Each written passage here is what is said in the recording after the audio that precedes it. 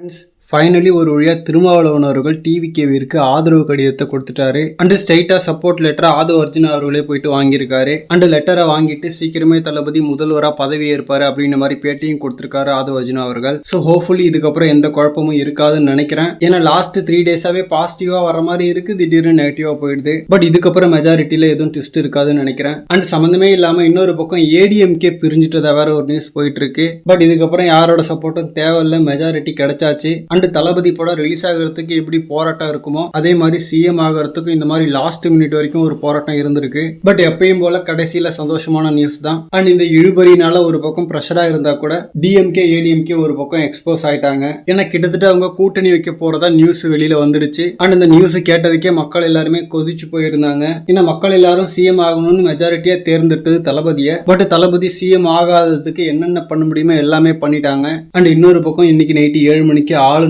Kerala போறாராம். So இந்த கலவரத்திலயும் அவருக்கு Kerala tour கேக்குது. அண்ட் தளபதி மறுபடியும் ஆளுநரை மீட் பண்றதுக்கு 5 மணிக்கு அப்பாயின்மெண்ட் கேட்டிருக்காரு. சோ தளபதியை பதவி ஏற்க இன்வைட் பண்ணிட்டு அதுக்கப்புறம் எங்க வேணா போட்டோம். ஏன்னா நடந்த எல்லா குழப்பங்களுக்குமே முதல் புள்ளி ஆளுநர் தான். 108 இடங்கள் இருந்தும் சட்டமன்றத்துல பெரும்பான்மையை நிரூபிக்க சொல்லாம இப்பவே சப்போர்ட் லெட்டர் காட்டுங்க அப்படின்ற மாதிரி இழுத்துட்டு இருந்தாரு. சோ ஒரு வழியா எல்லாமே நல்லபடியா நடந்திருக்கு. அண்ட் ஒரு பக்கம் நாளைக்கு நல்ல நாள் இல்ல, அஷ்டமி அப்படி இப்படின்னு ஏதோ சொல்லிட்டு இருக்காங்க. சோ அதனால இன்னைக்கே தளபதி ஆளுநர் மாளிகையில சிஎம்ஆ பதவி ஏற்கும் வாய்ப்பு இருக்குன்ற மாதிரி நியூஸ் ஓடுது. அப்படி இருந்தா நாளைக்கு ஃபார்மாலிட்டிக்காக நேரு ஸ்டேடியம்ல ஒரு ஃபங்க்ஷன் மட்டும் இருக்குமா? சோ என்ன நடக்குதுன்னு வெயிட் பண்ணி பார்க்கலாம். பட் தளபதி சிஎம்ன்றது கன்ஃபார்ம் ஆயிடுச்சு.